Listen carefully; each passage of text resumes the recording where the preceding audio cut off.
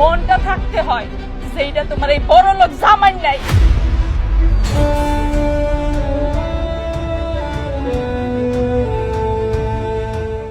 মা, মা কই তুমি? আরে কেমন আছিস মা? এই তো ভালো। ওয়ালাইকুম আসসালাম। আরে জামাই বাবাজি, তুমি কেমন আছো? এই তো ভালো আছি। দেখো মা, তোমার জামাই তোমার জন্য কত মিষ্টি নিয়ে এসেছে। আরে মিষ্টি, তাও আবার 4 বক্স। আমি জানতাম আমার জামাই বাবাজি আমার পছন্দের মিষ্টি আনবেই, কিন্তু বাবাজি আমি একা একটা মানুষ, এত মিষ্টি কি করে খাবো? আচ্ছা মা, আপনি যদি মিষ্টি খেতে না পারেন বাকিগুলো কুকুর বিড়ালকে দিয়ে দেবেন, কোনো সমস্যা নেই। আর আমার এত এত টাকা কে খাবে বলুন? আপনার জন্য মাত্র 4 প্যাকেট মিষ্টি তো নিয়ে এসেছি। মা, ও তোরাও এসেছিস? হ্যাঁ মা, এই নাও বক্সটা নাও, তাড়াতাড়ি নাও। 1 বক্স মিষ্টি? ছি ছি, এই 1 বক্স মিষ্টি আনতে তোদের লজ্জা করলো না? এই দেখ দেখ, বড়লোক বাপের ছেলে, বড় আত্মা, আমার জন্য কত মিষ্টি নিয়ে এসেছে। মা, এইভাবে কথা কইতেছো কেন? আমার জামাই যা সামর্থ্য আছে তাই তো নিয়েছি। এইভাবে কথা বলবো না তো কিভাবে কথা বলবো? আসলে না, ভুলটা আমারই হয়েছে, তোদেরকে একসাথে ডেকে। ছোট জামাই বাবাজিকে আগে ডেকে দাওয়াত দিয়ে খাওয়া দাওয়া করিয়ে বিদায় দিয়ে তারপর তোদেরকে ডাকা উচিত ছিল। মা, তুমি এইভাবে কথা কইতেছো কেন? ও গরিব হোক বা যেমনই হোক, ওরে আমি ভালোবাসা বিয়ে করছি, আর ওর কাছে তো আমি সুখে আছি, ভালো আছি। তোমার কেন এত সমস্যা হইতাছে? হ্যাঁ, এইভাবে কথা বলবো না তো কিভাবে কথা বলবো? মা, বইনে বইনে বিবাদ করতেছো? আমরা তো দুইজনেই তোমারই সন্তান।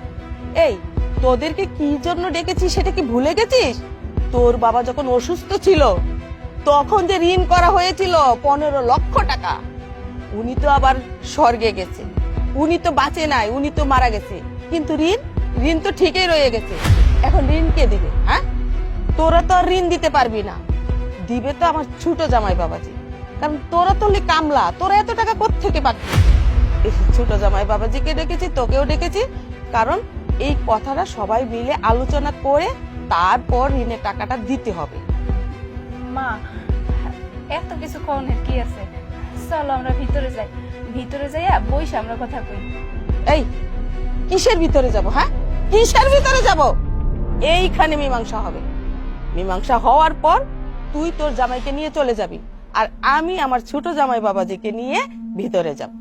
হ্যাঁ মা, আপনি চিন্তা করবেন না, আপনার বাড়ির বন্ধকের 15 লক্ষ টাকা আমিই দেব।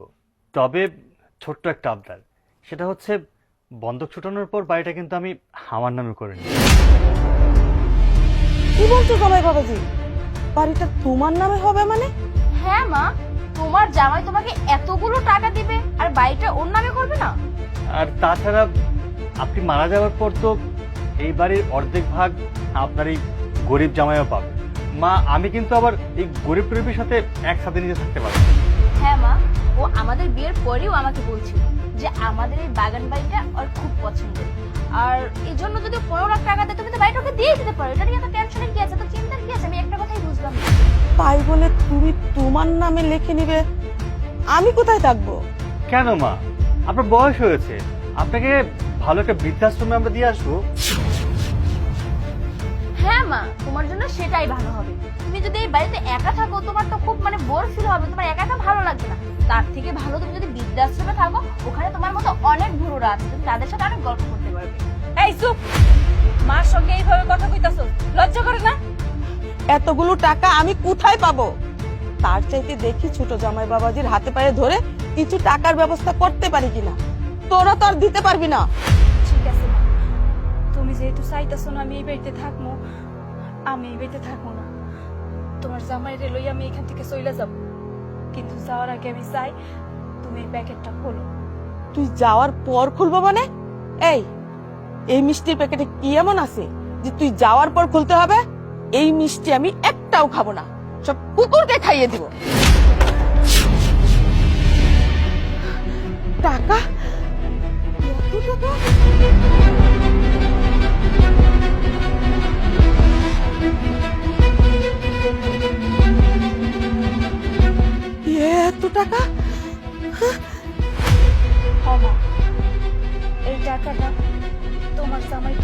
মানছে।